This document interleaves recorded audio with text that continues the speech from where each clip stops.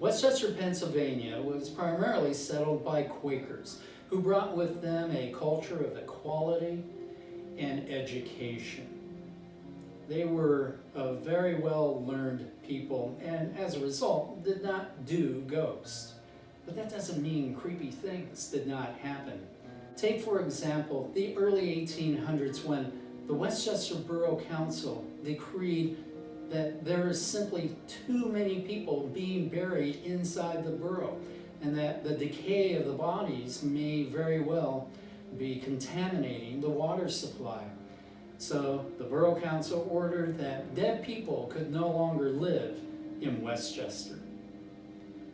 The Quakers had to remove all of their brethren who had passed before them from the existing cemeteries, most notably on North High Street, but placed throughout the borough, oftentimes in people's backyard. They must remove those who were buried there to a new cemetery just north of town. One of the places that they found the grave was right here where the Lincoln Building now stands. It was the Wollerton Cottage at one point, and yes, farmers would periodically bury their ancestors on the edge of the farm. And they found one grave site, and it was marked by an old man, lived to be ripe old age anyway. His name was Isaiah. It was growing late in the day. Indeed, sundown was coming way too early, being in the fall. But the Quakers wanted to finish their job, and they only had this one last grave right here at the Wollerton farm. So they got out their lanterns and they began digging down until they got to the coffin.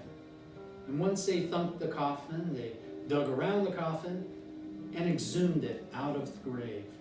You can imagine their surprise when it was noticed that there was still another coffin right below the one that they had just dug up.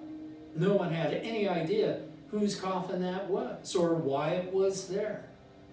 They thought a moment about it and maybe they should simply fill in the grave, but they thought better of that and they would finish their job.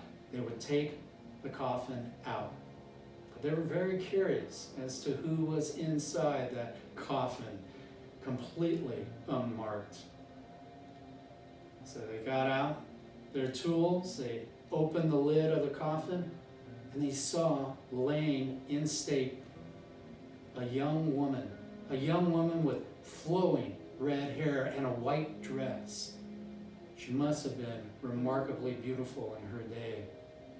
And they were very surprised to find this person. There was no record whatsoever that she had ever lived, much less died in Westchester. And then they became even more surprised when they looked at her hands and they noticed that there were clumps of red hair that had been pulled out of her head. And when they looked at the lid of the coffin, they could see scratch marks and remnants of fingernails that were in the lid of the coffin. She had been buried alive. This shocked the group of maybe a half a dozen workers. And they quickly put the lid back onto the coffin and decided that they would rebury it in what is referred to as a silent grave, one that is unmarked, up at the Quaker cemetery. It was dark by the time they made it to the cemetery, but they dug the grave, replaced the coffin back into the grave, and now it cannot be found. There is no sign that it ever even existed.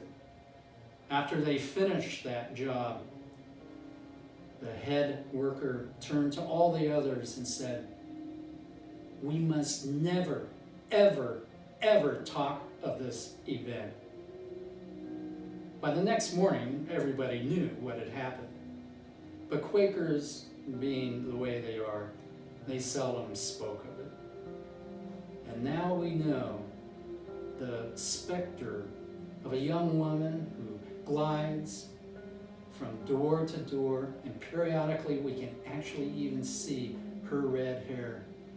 We know that is the ghost of the red-headed girl.